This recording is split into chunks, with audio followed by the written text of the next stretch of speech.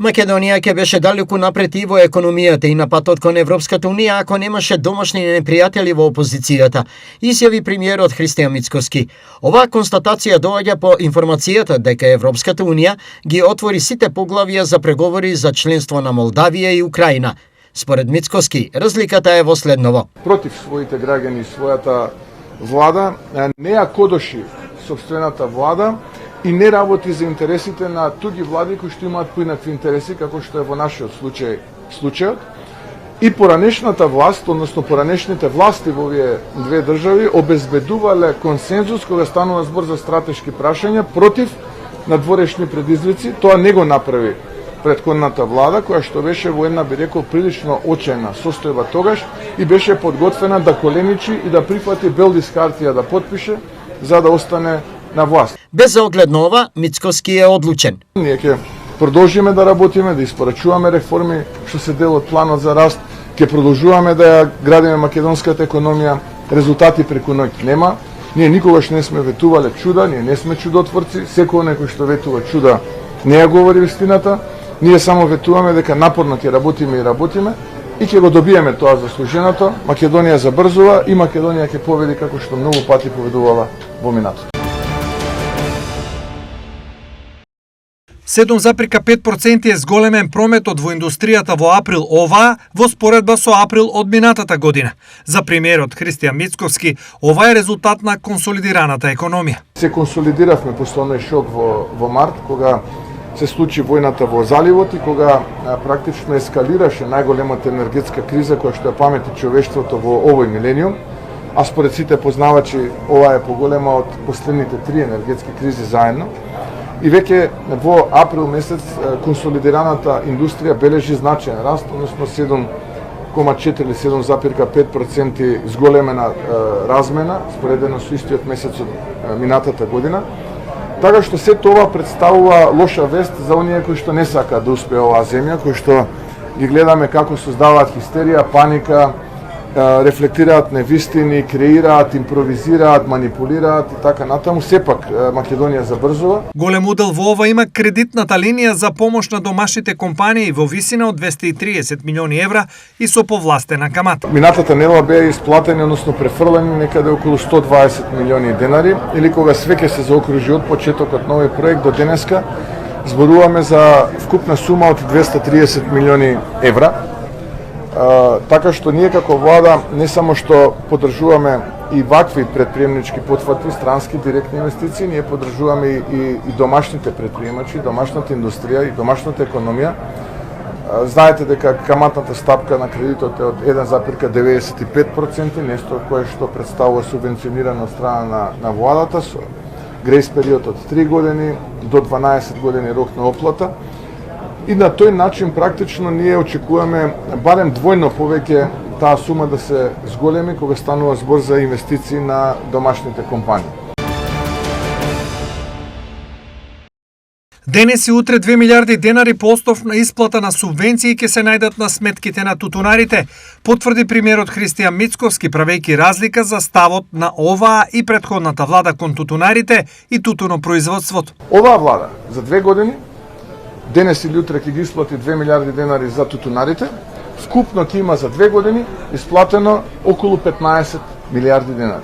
Значи 1 милиарда денари повеќе за 2 години, отколку што тие исплатија за 3 години нешто под 14 милиарди денари. Тоа е вистината. И ова се бројки. И сакам јас да зборувам секога за бројки, а не за конструкции и за невистини кои што за жал очајната опозиција која што нема идеја, која што не знае како се обидува да ги манипулира граѓаните и земјоделците во случајот. Мицкоски напоменува уште една разлика. Оваа влада за 2 години денес или утре ќе ги исплати 2 милиарди денари за тутунарите, вкупно ќе има за 2 години исплатено околу 15 милиарди денари. Значи 1 милиарда денари повеќе за 2 години, отколку што тие исплатија за 3 години нешто под 14 милиарди денари. Тоа е вистината. И ова се бројки. И сакам јас да зборувам секога за бројки, а не за конструкции и за невистини кои што за жал очајната опозиција која што нема идеја, која што не знае како се обидува да ги манипулира граѓаните и земјоделците во случајот. Цените на горивата од идната недела значајно ќе се намалат со оглед на постигнатиот договор за мир помеѓу САД и Иран и драматично намалените цени по барел на берзите, изјави премиерот Христијан Мицкоски. А следната недела очекувам значајно намалување, бидејќи од денеска цените на берзите за нафтата и нафтените деривати драматично опадна. Ги следев патувајќи кон Битола, некаде околу $82-83 за барел се движат. Така што веќе следната недела очекувам поголемо и позначително намалување, инаку и понатаму остануваме земја која што има најниска цена на бензините и дизел горивата во регионот. Оваа недела за возачите големи промени во цените ќе нема. А одлуката која што би требало да ја донесе регулаторната комисија за енергетика се однесува за минатата седмица. Според нашите калкулации, бидејќи престанува да важи кризната состојба, бидејќи договорот е постигнат, очекувам цените да се движат тука во рамките на половина денар или исти да останат кога станува збор кај дизел горивата и околу половина, односно денар и пол до 2 денара зголемување кај бензините. ВМРО има омилени фирми кои добиваат тендери за заеднички проектанти и надзор, изнесе членот на извршниот одбор на Социјалдемократскиот сојуз на Македонија Јон Фрачковски. Овие омилени фирми за тендери на власта имаат само две исто така омилени фирми за заедничко проектирање и вршење надзор. Во десетици општини и институции из државата се повторува еден ист образец. Истите изведувачи добиваат милионски тендери, а на нивни надзор работат само две фирми. МГ Проект и МБМ Архитекти. Од своја страна, ВМРО ДПМН и денеска посочија дека социјалдемократите и Филипче слугуваат на Софија и бугарските барања за внесување на бугарите во Уставот. Филипче и СДС се тотално изгубени на политичката сцена. Немаат политичка стратегија за државата, немаат визија, ниту пак план за развој на државата. Единствена политика која ја нудат Венко Филипче и СДС е слугувањето на официјална Софија и застапувањето на туѓи политички агенди. Единствена политика која ја води СДС и Филипче и на која жестоко инсистира е внесувањето на бугарите во Уставот и прокламирање на уставни измени многу повеќе и од барањата на Бугарија. Стои во соопштението на ВМРО ДПМН. Од вечерва на полнок малопродажните цени на нафтените деривати ќе се зголемат од 0,5 денари до 2 денари за литар, во зависност од видот на горивото, а маслото за горење ќе намали за 2,5 денари, соопшти регулаторната комисија за енергетика. Така од полнок, максималните цени на нафтените деривати ќе изнесуваат. Моторен бензин Евро БС 95 ќе се продава за 87,5 денари за литар. Моторниот бензин Евро Супер БС 98 за 90 денари за литар. Дизел горивото Евро Дизел БС ќе се продава за 87,5 денари за литар, а маслото за горење екстра лесно 1 за 86,5 денари за литар. 4 постари лица од градот Коница во северозападна Грција загинаа денес во пожар што избувна во контейнерот за домување каде што живееја, објавија грчките медиуми. Членови на исто семејство, брат и 3 сестри на возраст од 69, 75, 83, 88 години починаа, објавува порталот Катемирини. Пожарот го изгаснале 10 пожарникари од Коница и Јанина со 5 противпожарни возила, а на местото на несреќата излегле и припадници на грчката полиција, експерти од истражниот оддел на противпожарната служба и медицински екип.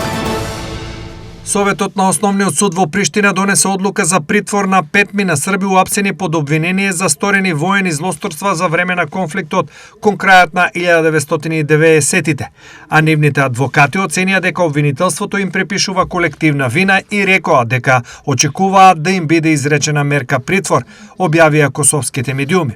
Обвинителот на специјалното обвинителство на Косово, Илир Морина, претходно денес објави дека полицијата во соработка со обвинителството уапсила 5 на пензионирани припадници на Министерството за внатрешни работи на Србија под сомнение дека извршиле воени злосторства во селото Рачак во 1999 година. Црна Гора би можела до крајот на годинава да влезе во завршна фаза од пристапните преговори со Европската Унија, доколку продолжи со реформите и ја задржи поддршката од европските институции и земјите членки. порача еврокомесарката за проширување Марта Кос. Пораката доаѓа пред состанокот на Советот за надворешни работи на Европската унија во Луксембург, каде што се одржува меѓувладена конференција меѓу Европската унија и Црна Гора, заедно со конференциите со Украина и Молдавија.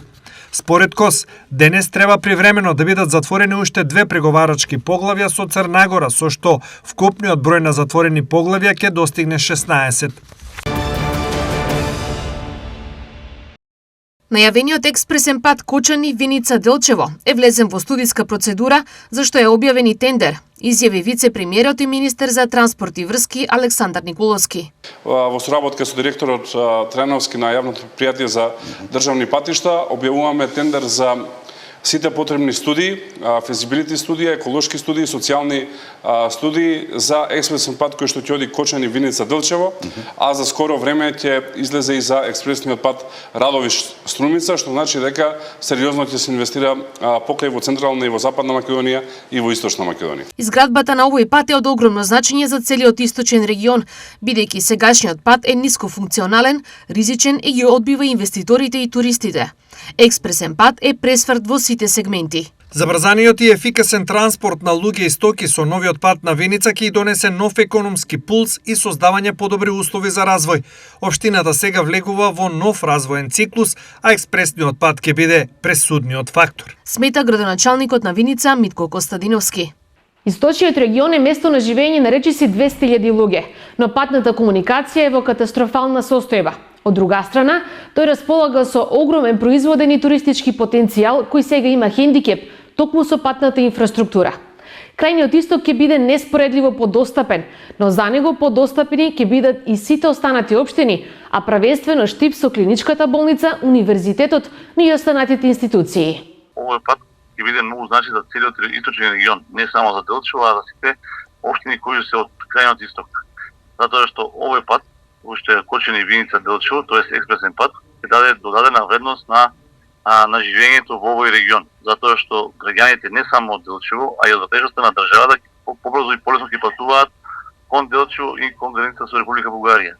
Тоа само по себе ќе донесе повеќе туристи во овој регион, повеќе инвеститори во овој регион и секако побрза комуникација со остатокот од државата. Тука себе станува збор и за сите институции кои што се надвор од Делчево до клинички центар Штип, до клинички центар Скопје и секако до главниот град Скопје.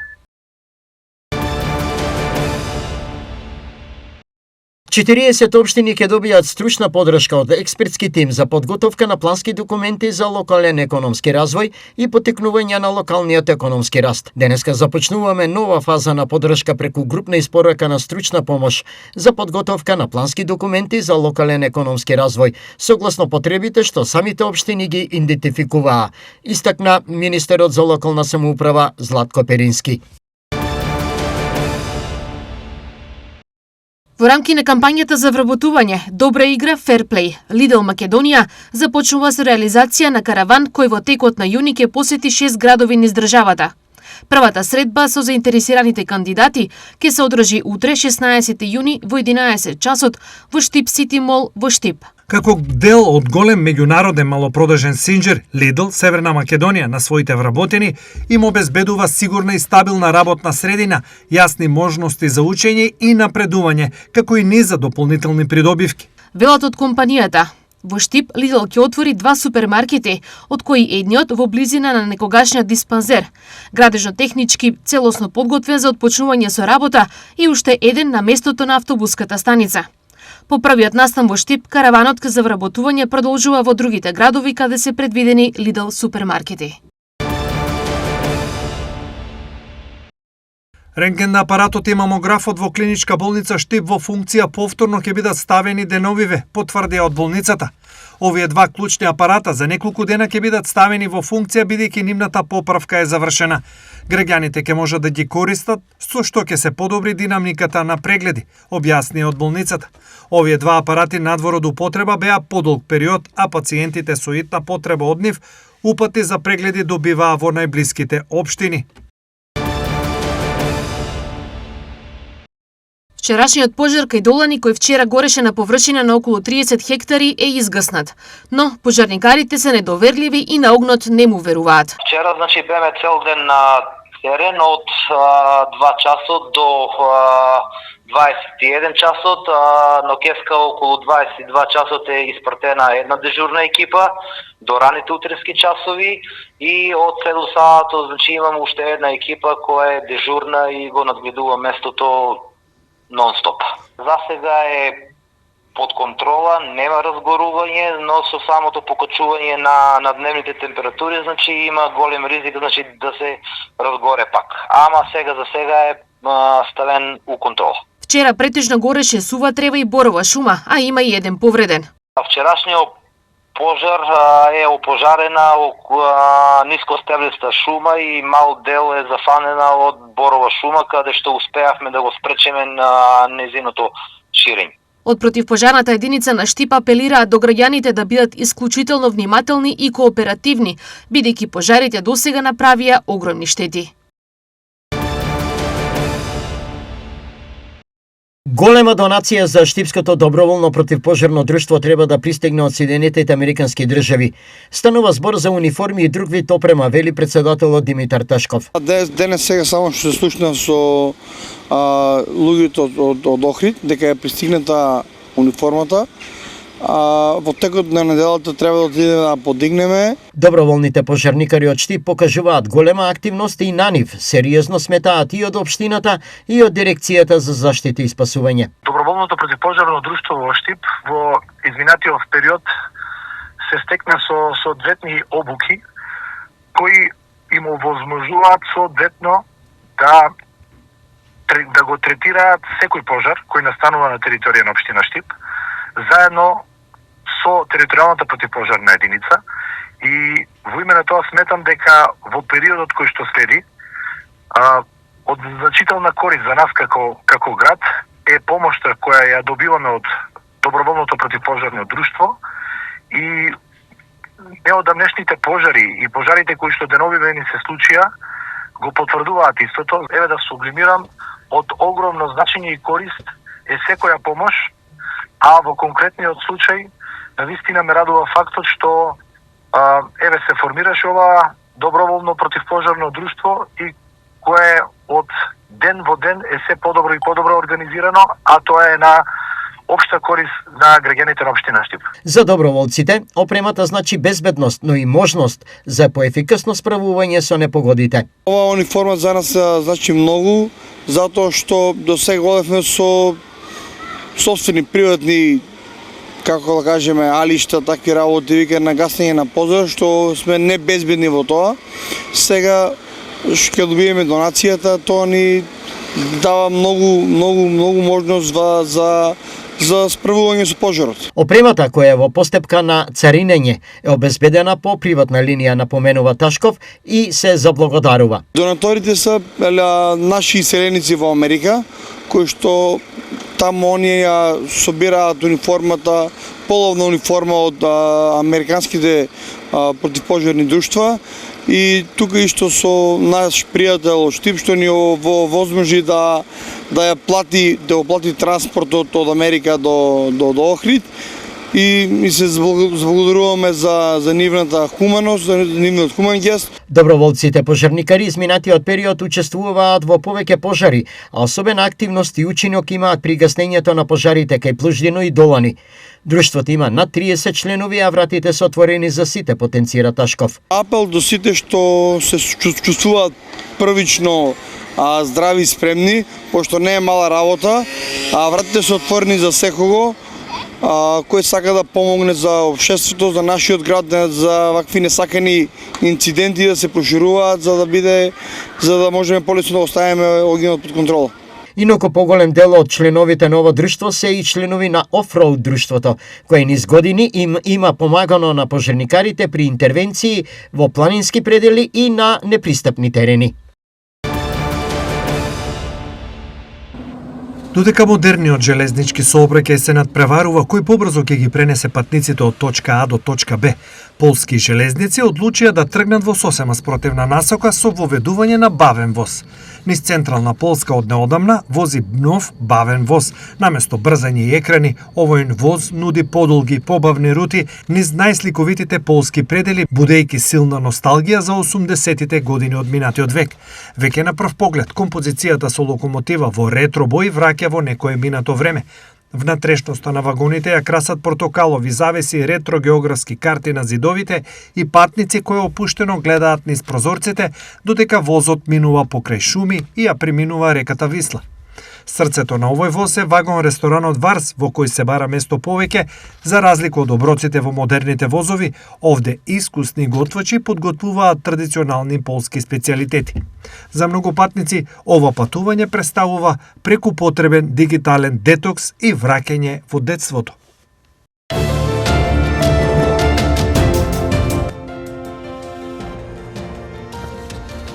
И утре времето сончево со температури до 31 степен. Ветрот со брзина од околу 16 км на час. Влажноста на воздухот ќе изнесува 29%. Температурите по градовите се следните. Штип и Карбенци 31, Пробиштип 29, Чешиново, Облешево 31, исто како и Кочани со 31 степен.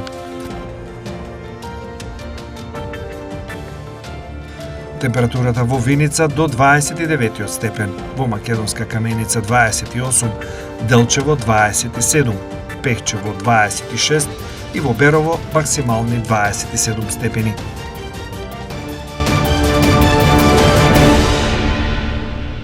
Православните верници утре си спомнуваат за свети маченик Лукилијан, католиците на Гвидо.